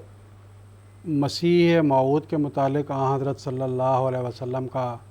ارشاد تھا کہ وہ یکسر الصلیبہ، کہ وہ صلیب کو توڑے گا، تو یہ جو آپ نے فرمایا کہ عیسیٰ علیہ السلام کو تو صلیب نے چھوا ہی نہیں، چھوا تو ہے لیکن اس پر ان کی موت نہیں ہوئی، تو اس لحاظ سے صلیب کا جو عیسائیوں کا یہ عقیدہ تھا کہ یسوع ہمارے گناہوں کو لے کے صلیب پر چڑھ گیا اور ہمارے گناہوں کا کفارہ ہوا، جب یہ ثابت ہوگا کہ وہ صلیب پر چڑھے ہی نہیں تو ساتھ ہی کفارہ کی عمارت نیچے گر گئی۔ اور ایسے ایسے دلائل سے مسیح السلام نے ثابت فرمایا کہ کفارہ کا کوئی وجود ہی نہیں رہتا، جیسے ابھی مول صاحب نے فرمایا کفارہ بعض لوگ کہتے ہیں، بعض تناسخ کہتے ہیں، تو کفارے کا تو کوئی وجود رہتا نہیں۔ تو یہ تو مسیح السلام نے یہ ایک ایسا میں نے عرض کیا کہ آپ کی زندگی سے پردہ اٹھایا، اور حضرت مسیح السلام کے بعد بعض اور لوگوں نے بھی پردہ اٹھایا، جس میں ہمارے ہندوستان کے بھی بعض اسکالر ہیں، جس میں یورپ کے اسکالر بھی شامل ہیں، ان لوگوں نے بھی عیسیٰ علیہ السلام کی اس زندگی کے اوپر کہ کس طرح وہ بنی اسرائیل کی کھوئی ہوئی بھیڑوں کے لیے نکلے تھے، جیسا کہ بائبل میں لکھا ہے جس وقت وہ بادشاہ بخت نصر اس نے حملہ کیا عیسیٰ علیہ السلام سے پہلے 500 سال، اور 10 قبیلوں کو وہاں سے تتر بتر کر دیا اور بہت نقصان پہنچایا، وہ بیچارے ان میں سے کوئی افغانستان میں آ کے بس گئے، کوئی کہیں کے پہاڑوں پہ جا کے بیٹھ گئے، کہیں کہیں اور عیسیٰ علیہ السلام کی زندگی کا مشن یہ قرار دے دیا گیا کہ وہ اپنی بنی اسرائیل کی جو کھوئی ہوئی بھیڑیں ہیں ان کو تلاش کریں۔ اچھا، اب جو ان کا سوال ہے میں اس کی طرف آتا ہوں۔ انہوں نے جو یہ بیان فرمایا کہ عیسیٰ علیہ السلام کے بعد بھی کیا خلافت کا سلسلہ چلا ہے، تو ایک تو یہ ہے کہ عیسیٰ علیہ السلام ہوتے ہواتے کئی سال لگے ہوں گے، وہ جا کے سری نگر محلہ خان یار میں ان کی قبر ہے، سری نگر کے علاقے میں جا کے بیٹھے اور وہیں انہوں نے بود و باش اختیار کی، وہیں انہوں نے اپنی تعلیم کی، اور وہاں سے ادھر ادھر دورے وغیرہ بھی ہوتے ہوں گے ان کے، تو وفات ان کی وہاں ہوئی ہے۔ اب وہاں پر وفات کے بعد خلافت کا سلسلہ کیا چلا ان کا، یہ بات ابھی اس وقت جو ہے وہ اتنی زیادہ واضح نہیں ہے۔ یقیناً کوئی نہ کوئی انہوں نے پیچھے اپنے کسی کو مقرر کیا ہوگا، لیکن ہوا یہ ہے کہ جس وقت یہ اسلام آیا ہندوستان میں صوفیاء کے ذریعہ اور علماء کے ذریعہ، تو یہ اسلام کشمیر کے علاقے میں بھی پہنچا، اور خاص طور پر اس علاقے میں جو کشمیر کا علاقہ ہے اس میں صوفیاء کی بڑی خدمت رہی ہے۔ چنانچہ آپ دیکھیں گے وہاں سری نگر میں اور اس کے مضافات میں آپ کو خانقاہیں بہت نظر آتی ہیں کہ فلاں پیر کی، فلاں بزرگ کی، فلاں صوفی کی۔ تو جس وقت یہ لوگ باہر سے آئے ہیں اور انہوں نے یہاں پہ اسلام پھیلایا ہے، تو جتنے بھی یہ اس زمانے میں حضرت عیسیٰ علیہ السلام پر ایمان لانے والے وہ تھے، وہ یہودی جو ہجرت کر کے آئے تھے اور یہاں تھے، جن کی آپ نے حضرت عیسیٰ علیہ السلام نے اصلاح فرمائی تھی، وہ تو سارے کے سارے ہی اسلام میں داخل ہو گئے۔ ایسا وقت آیا، اس کے بعد کیا وہ تاریخ رہی ہے عیسیٰ علیہ السلام کی وفات کے بعد، وہ قریباً مٹ گئی ہے۔ بہت کم ذکر آتا ہے، بعض کتابوں میں ذکر ہے کہ ایک شہزادہ نبی آیا تھا، وہ یہاں آیا، ایسے کام کیے، یوں رہا، اور یہاں اس کی قبر ہے، یہ اس کا مقبرہ ہے، کچھ اس قسم کی باتیں بعض پرانے کتابوں کے اندر، بعض ہندو صحائف کے اندر بھی اس کا ذکر آتا ہے حضرت عیسیٰ علیہ السلام کے بارے میں کہ وہ یہاں آئے تھے۔ اچھا، تو یہاں کیا رہا اس کا تو ہمیں اتنا کوئی خاص علم نہیں ہوتا، ممکن ہے کوئی ریسرچ ہو تو پتہ لگے، لیکن لگتا نہیں ہے کہ اسلام کے آنے کے بعد وہ ساری چیز ایسے مٹی ہے یکسر کہ اس کا کوئی تصور، کوئی ایسا ہمیں واضح چیز نظر نہیں آتی۔ باقی رہا یہ کہ حضرت عیسیٰ علیہ السلام جب وہاں سے ادھر آئے ہیں تو جو وہاں حواری رہ گئے تھے یا پھر حواریوں کے حواری، ان لوگوں نے حضرت عیسیٰ علیہ السلام کے وہ جو واعظ اور وہ نصیحتیں ان کو اکٹھا کیا،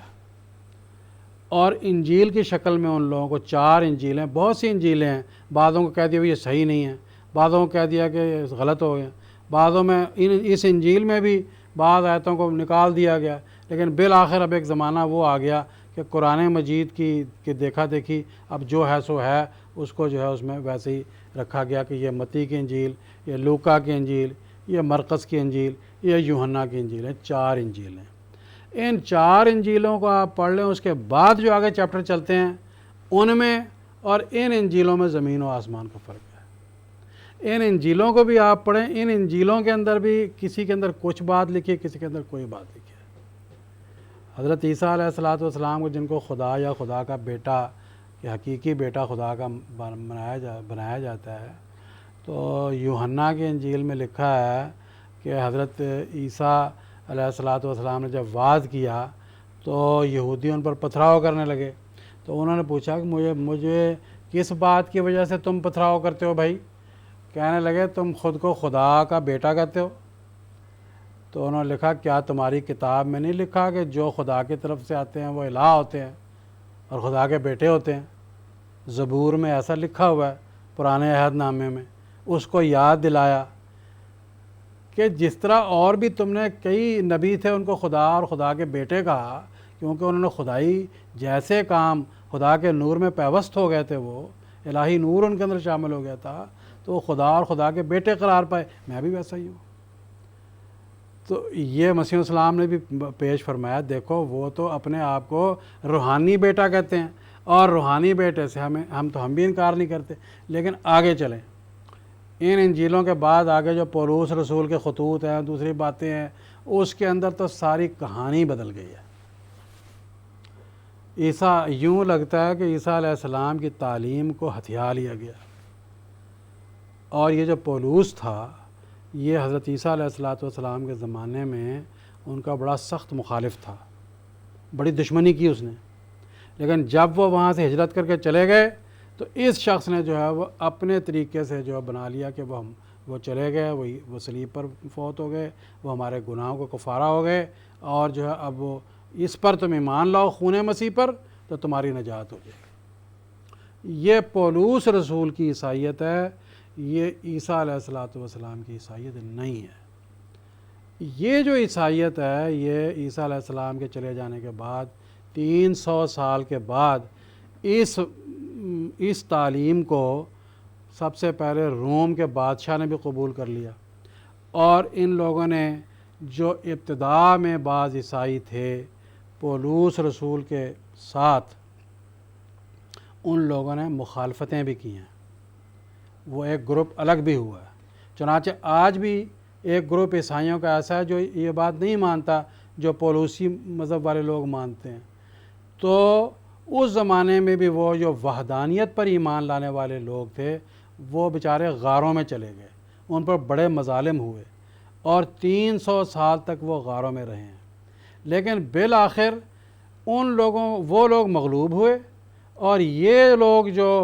اس عقیدے کے مالک تھے کفارے کے اور مسیح کی صلیبی موت کے، یہ لوگ غالب آ گئے، یہ عقیدہ غالب آ گیا۔ وہ لوگ بیچارے کسی زمانے میں انہوں نے محنتیں بھی کیں، بڑی قربانیاں بھی دیں، اور غاروں میں کافی سال تک رہے۔ قرآن مجید میں سورۃ الکہف میں ان کا ذکر آتا ہے۔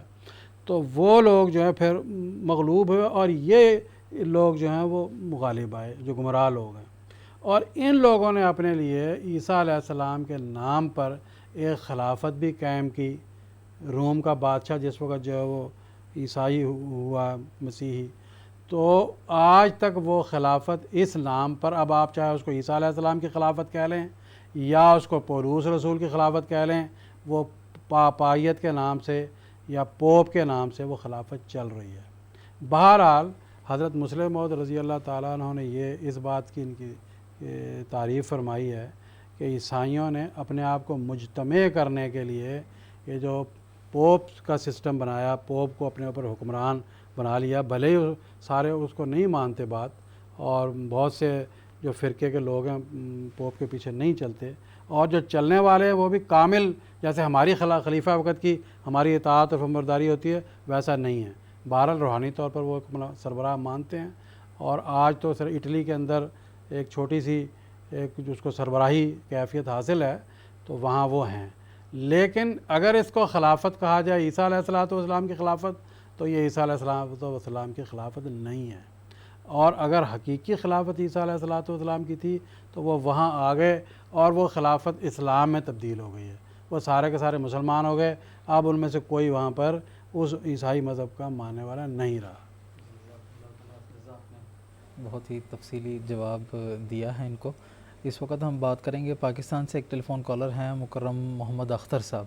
ان کو بھی ہم اپنے پروگرام میں شامل کرتے ہیں اور ان کا سوال سنتے ہیں۔ السلام علیکم ورحمۃ اللہ، محمد اختر صاحب۔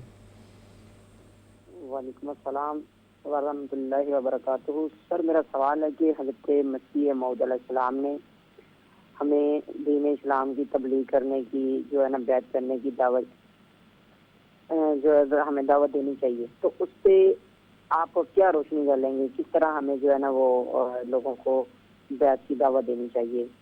تو سر دوسرے نمبر پہ میرا یہ سوال ہے کہ میں نے کئی بار پہلے بھی کال کی تو میں نے عرض کیا کہ میں جو ہے نا بیعت کرنا چاہ رہا ہوں، تو اس حوالے سے بھی میرا ایک کسی کے ساتھ میرا رابطہ نہیں ہوا، اور نہ ہی میرے ساتھ کسی نے رابطہ کیا ہے، تو میں نے ویب سائٹ بھی وزٹ کی ہے تو اس سے بھی کوئی رسپانس نہیں ملا، تو اس حوالے سے بھی جو ہے نا تھوڑا سا مجھے گائیڈ کر دیا جائے۔ ٹھیک ہے جناب، جزاک اللہ، شکریہ۔ آپ کے سوال کا جو پہلا حصہ کا جہاں تک تعلق ہے اس بارے میں محترم مولانا عطا مجیب لون صاحب سے میں پوچھنا چاہوں گا کہ حضرت اقدس مسیح موعود علیہ السلام نے تبلیغ کے حوالے سے اپنی جماعت کو کیا تعلیم دی ہے؟ ہمارے غیر احمدی دوست ہیں تو ان کو میں یہ عرض کروں گا کہ حضرت مسیح موعود علیہ السلام کی پوری زندگی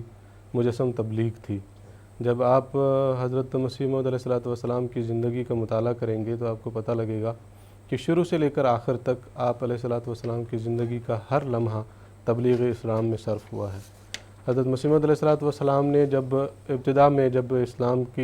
کی تبلیغ کا کام اور اسلام کا پیغام دنیا کے لوگوں کے سامنے پیش کرنے کا کام شروع فرمایا، اپنی تحریرات کے ذریعے، اپنی تصنیفات کے ذریعے کس طرح محنت آپ کیا کرتے تھے، اس کو خود لکھا کرتے تھے، کتابوں کو خود تحریر فرمایا کرتے تھے، قرآن مجید کے اور حضرت صلی اللہ علیہ وسلم کی صداقت کے دلائل خود تحریر فرمایا کرتے تھے، خود ان کی پروف کیا کرتے تھے، خود کتابت کروایا کرتے تھے، پھر خود پریس جا کر ان کتابوں کو چھپوایا کرتے تھے، اور پھر خود ہی ان کتابوں کو دنیا کے مختلف لوگوں تک پہنچانے کے لیے کوشش کیا کرتے تھے۔ تو